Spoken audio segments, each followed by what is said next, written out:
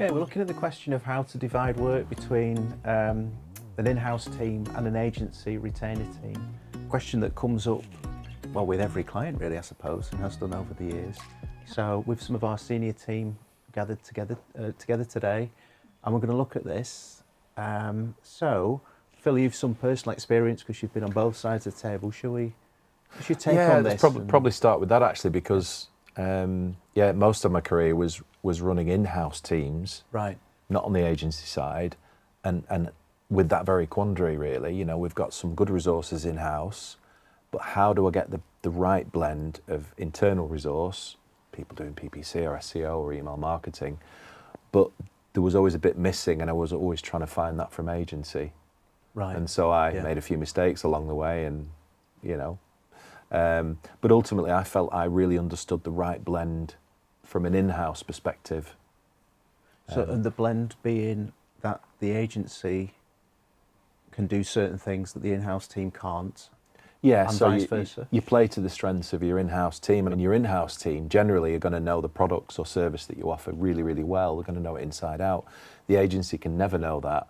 So the work that they do tends to err more towards playing to those strengths, whereas always looking from an agency for that, the sort of expertise that they're doing day in, day out. It could be technical platform expertise. Perhaps, Lauren, you're in those platforms every day, aren't you? Yeah, so in-house teams, they are spinning multiple plates, but in agency, generally, we're on platforms every day. We're on Google Ads, LinkedIn ads, all of these, and we're up to date with any changes. And we might be running 6-7 accounts, so we're getting more insight and able to apply that knowledge across, and be really focused on that.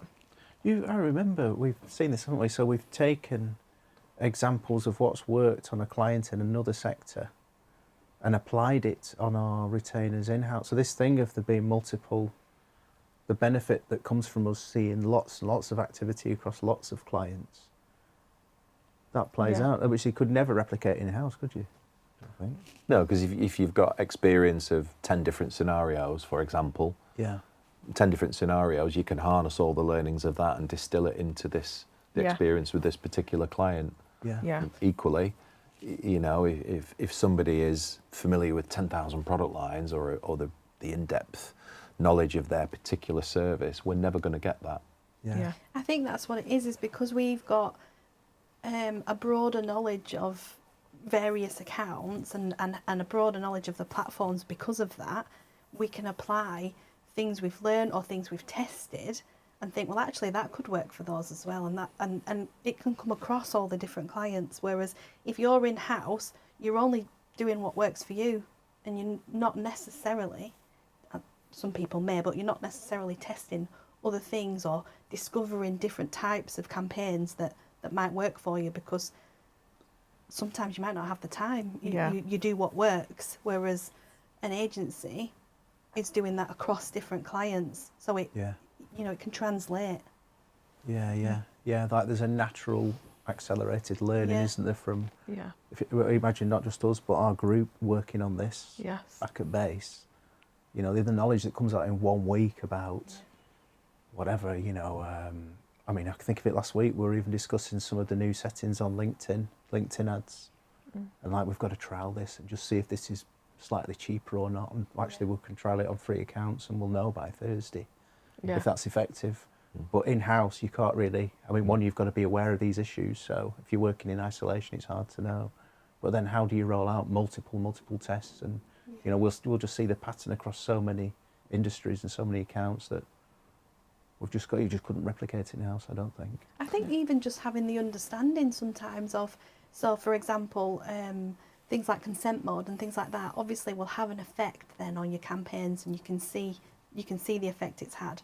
If you're in-house and you're not necessarily up to date with those changes, you might think, oh my gosh, I've had a huge drop in traffic or leads. I don't know why, something's gone wrong.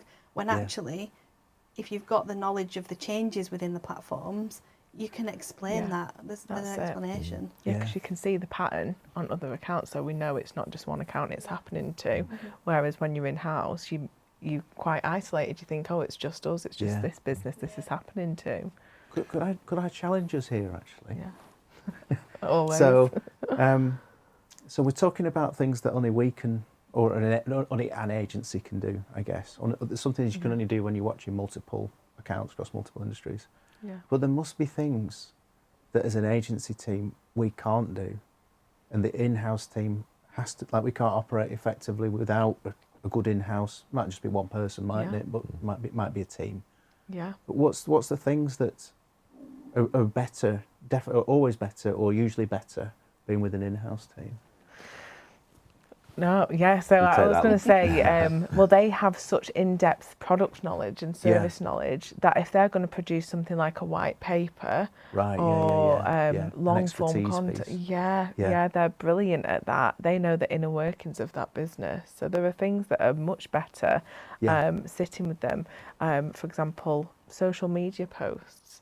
Replying to customers, that sort of thing, taking that is much better with an in-house team. Some technical work as well, though. So, for example, just think about paid ads, like the word, there can be technical wording in those, can't there? Yeah, so going back to that, so copy is, if we can write the copy, but we would always need the client to look over that because there's technical specifications that we might not understand. There might be USPs of a certain product that we know nothing about that's really niche and specific that we would need them to tell us about. And some of these are really critical things. If it's a financial services business, there's lots of regulation that has to be right. Or if it's a technical instruments manufacturer, you know, that technical detail is critical. Yeah. You know, so that obviously sits better in-house. Yeah. Whereas obviously the ad and the technical side of the platform sits better with us. Definitely, and we can help take that technical information they have and turn it into an advert that's going to perform.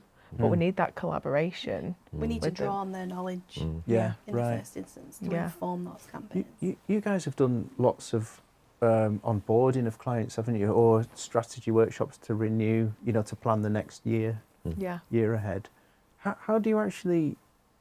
Is there a tension in that deciding who does what, or how do you get around that who does what? Because there must be a bit of they're used to doing certain things and don't want you doing them, or do people try and protect their position a little bit as well? I'm not sure. Is there some things going on there? There can be a tension, but I think with an in-house, somebody with an in-house role, they've often got lots of other responsibilities as well. You know, they could be doing stuff that's offline. They're being pulled here, there, and everywhere. You know, we're just digital. They could be organising conferences. They could be organising printed material. You know, they're really busy with lots of other stuff, whereas we're super focused on the area that we're doing only. I think if you've done the strategy piece, who does what tends to come out of that naturally. It doesn't need to be a discussion of, right, you do that, you do. As you're working together on the strategy and the objectives, it tends to fall where it needs to, if that makes sense. And they tend to, if they're coming to us as a digital agency, they are happy for us to take digital tasks off them. So it's already, going back to, we talk a lot about being matched. It's already matched that way because they're already looking for what we offer. When we get to the point of doing a workshop, it tips out what specific tactics we would be taking off for them or starting for them. I'd go as far as to say, Steve, actually, to answer your question, if we're properly matched and we've done a great job in the workshop and we've properly set the goals and tactics, there shouldn't be tension there. I think it's, I don't recognise it now. Right.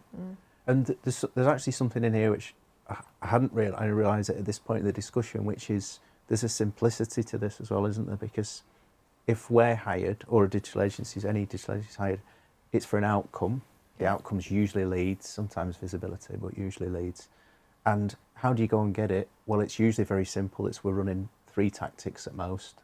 It might be ads, a white paper, and then some automation or some remarketing to follow those up, or that sort of thing. So actually the question isn't that complex, is it? It's you've got this going on, it's established, it's in-house, what are we going to do? Well, we're going to run this in a really tightly engaged way for you. And it's these tactics, it's quite discreet, it sort of sits on its own. We run it, the reporting is really clear, everything that comes out of it is a result of this work. So it's actually it sounds like there's a lot of detail to consider, but see, what we come in with is quite a simple programme of work, I suppose. It is, complements what they do. And the other thing that sets it well for the future is being clear on those the responsibilities that we'll need from them. So setting the rhythm and the frequency of communication, and making it clear what support we're going to need along the way. By the way, once a week we'll check in. I'll need to sign off on these ads. Great. Yeah. You know, avoiding the need to be daily, hourly communication. You know, which just isn't helpful. Keeping it simple. Yeah. Keeping the frequency and rhythm of communication right. Just get the result. And then get the result. Yeah. Beautiful. Great. Thank you, guys. And with more like this on our YouTube channel, and if you've questions on this or any other topic, then reach out and speak to us.